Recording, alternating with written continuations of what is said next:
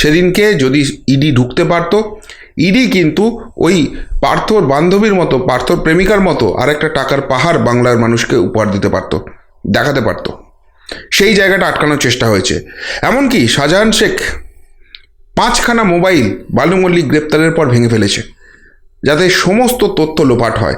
এবং এইটা কোনো বিচ্ছিন্ন ঘটনা নয়। এর আগে তৃণমূল বিধায়ক জীবন কৃষ্ণ সাহাকে যখন অ্যারেস্ট করতে যায় সিবিআই, সেই সময় পুকুরে মোবাইল ফেলে দেয়।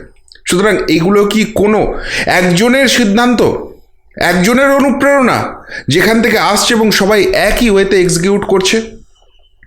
সব থেকে বড় যেটা ফাঁসতে চলেছে সেটা হচ্ছে বনগা কাণ্ডে। এই ঘটনা ঘটার পর সকাল 8:46 বনগার ওই অঞ্চলের এসপি, তাকে কিন্তু এসপি অফিসে মেল করে ইডি জানিয়ে দেয় আমরা ওখানে সার্চ অপারেশন করছি। 11টার সময় জানিয়ে দেওয়া হয় ওখানে যেন পর্যাপ্ত পুলিশ ফোর্স থাকে।